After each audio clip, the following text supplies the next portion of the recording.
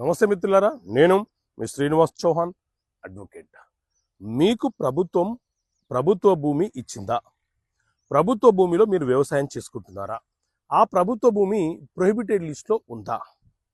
Prohibited లిస్ట్లో నుంచి ఆ ప్రభుత్వ భూమిని తొలగించుకునే వెసులుబాటు మనకు ఉంటుందా? సో మిత్రులారా, 2018 నవంబర్ 16 నాడు ఆంధ్రప్రదేశ్ ప్రభుత్వము జీవో నెంబరు 575ని తీసుకొచ్చింది.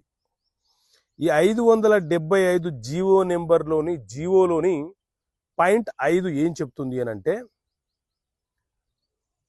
జూన్ 18, 1954 కంటే ముందు ప్రభుత్వము పేద ప్రజలకు వ్యవసాయం చేసుకోవడానికి, సాగు చేసుకోవడానికి ఇచ్చిన భూములు ఉంటే, ఆ భూముల సర్వే నెంబర్లు కనుక ప్రొహిబిటెడ్ లిస్ట్లో ఉంటే, అంటే నిషేధపు జాబితాలో ఉంటే, 22A లిస్ట్ అని పిలుస్తుంటారు.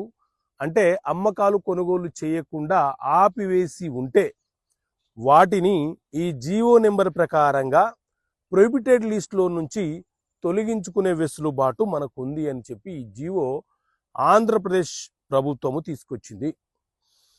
సో మిత్రులారా, మీ భూమి కనుక నిషేధపు జాబితాలో ఉంటే ఈ జీవోని ఒకటి ప్రింట్అవుట్ తీసుకొని మీరు రెవెన్యూ డిపార్ట్మెంట్లో ఒక అప్లికేషన్ పెట్టుకొని, పలానా భూమి నాకు 1954 జూన్ 18 కంటే ప్రభుత్వము మా పూర్వీకులకు ఇచ్చింది, ఆ భూమి నిషేధపు జాబితాలో ఉంది, తొలగించమని చెప్పి మీరు అప్లికేషన్ పెట్టుకునే వెసులుబాటు మీకు ఉంటుంది.